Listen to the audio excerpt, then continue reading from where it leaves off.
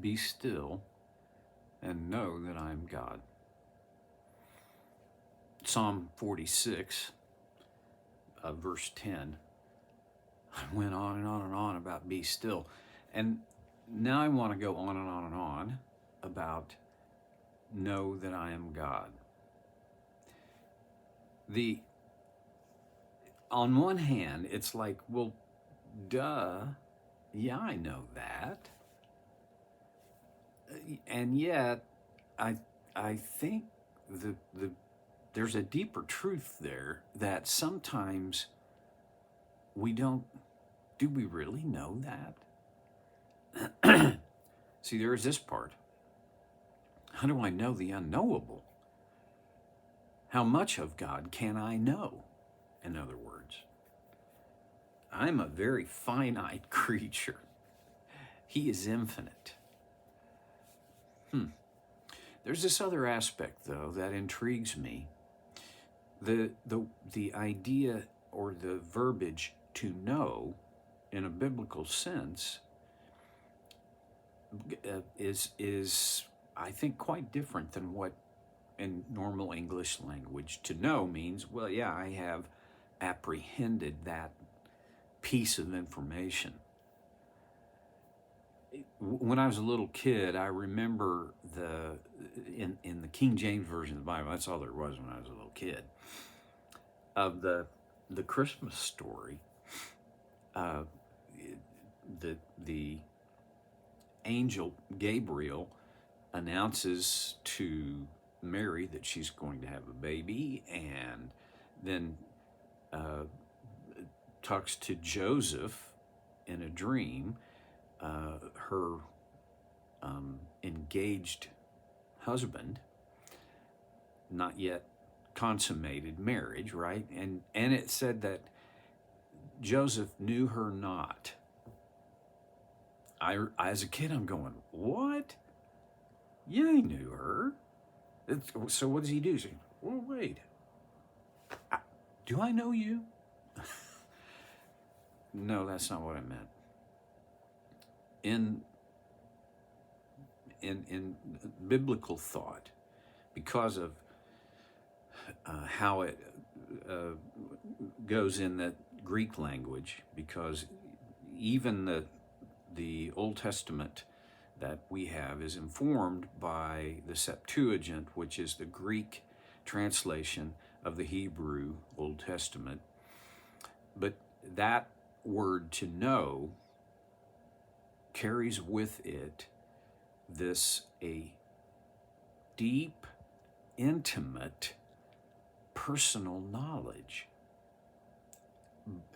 through personal encounter and experience. For Joseph to know Mary, in this sense, they would have had to have sexual intercourse. They didn't. That, I think, ought to inform our idea of to know God, to be still and know that He is God.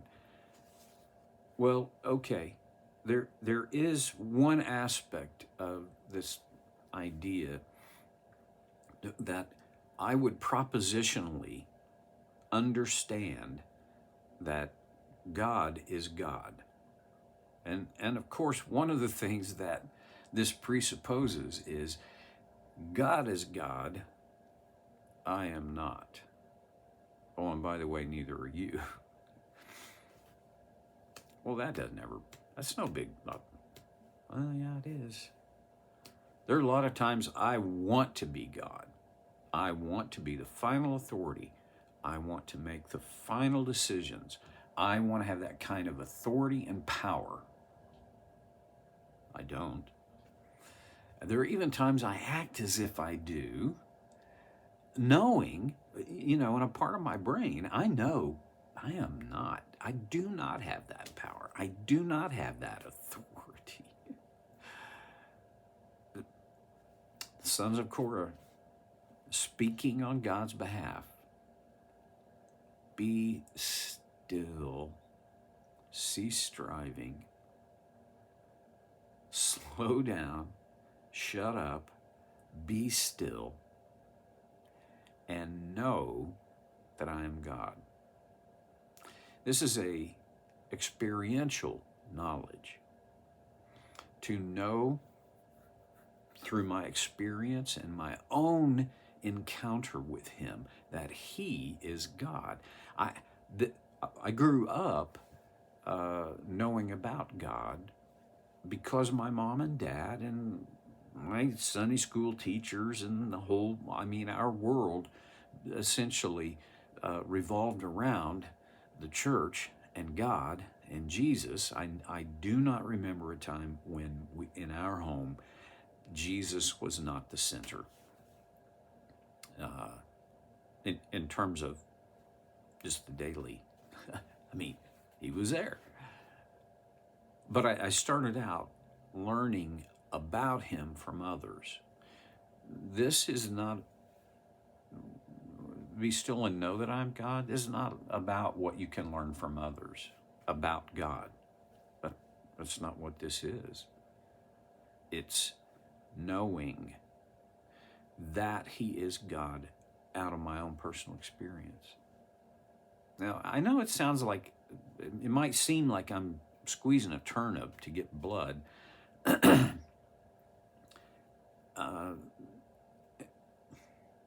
But this is essential. It's not just, well, that's a good idea. No. You and I cannot live our lives in Christ within his grace if we don't know that he is God.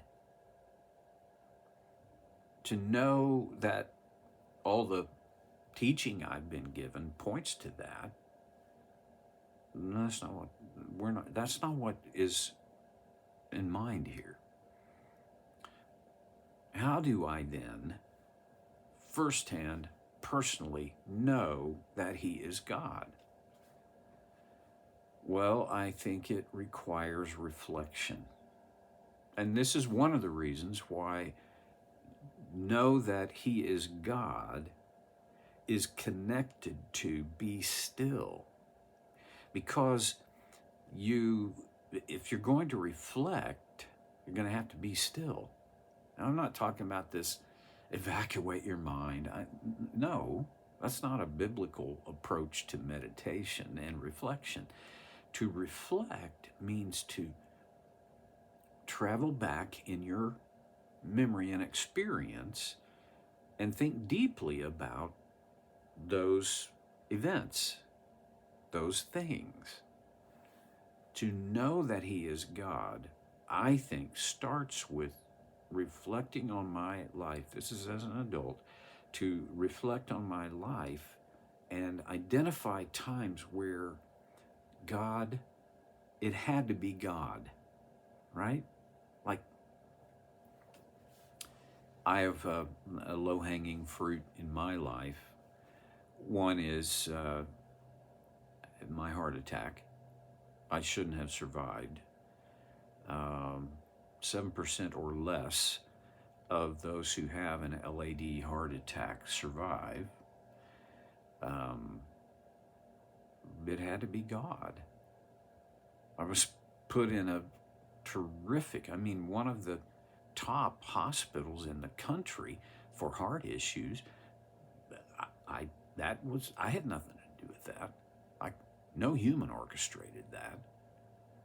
I believe that had to be God. You could look back and back and back. And you may not have anything as dramatic as that, but there are times when you have to look back and you only have two choices. Either God did this or something else or someone else did. And there are times that the outcome is a result of choices that I or others made. Yeah. But there are other times that it was God, undeniably God. You have to reflect on that. You have to go back in your experience to see those things and re-encounter them. Okay, so my experience and reflection on my experience can give me, again, an intimate encounter with God. There are times when this intimate encounter with God also touched on my emotions. I hope you have had times where God just was so real. For me, these are mountaintop experiences, and I wish I could say I experience this daily. I do not. I experience it exceptionally, but excuse me, it's right to reflect on that. Now, be sure that when you reflect on these things, the objective is to encounter God, not just what God did. Okay. Be still and know, be intimately experiencing God.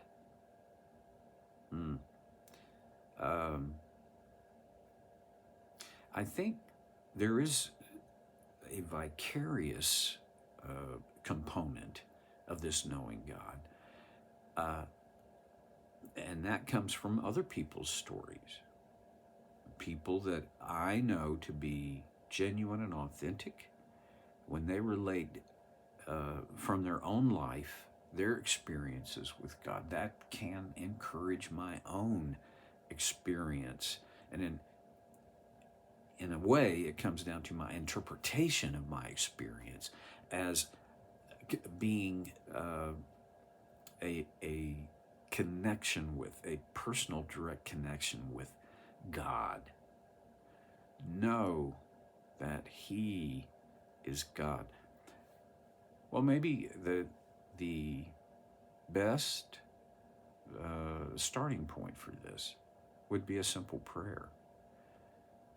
Something like, today, God, I want to be still. I will initiate this, but I can't pull it off without your help. I will cease striving. I want to know you. The Apostle Paul said, I want to know Christ in Philippians 3, and to share in the fellowship of his sufferings. Ooh, that adds an interesting dimension, doesn't it? To know Christ, for Paul, meant also sharing in his suffering. Well, that's a whole big, deep subject on its own, but the idea is a prayer asking God to vividly reveal himself so that I can know him.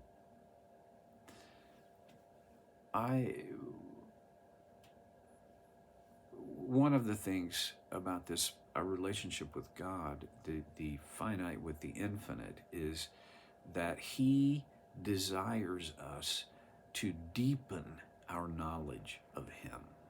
It's not like, boop, you know me. Okay, now we go on. No. A deeper, not just a deeper statistical or a deeper philosophical understanding. This is to know. Well, I don't think very many Christians very often get there. And it's not that we have to try harder to get there. I think we have to submit and relinquish our will in order to know God. And that's a hard thing. Well, I'm done. I'll see you next time on Soul Care with Stevie Boy.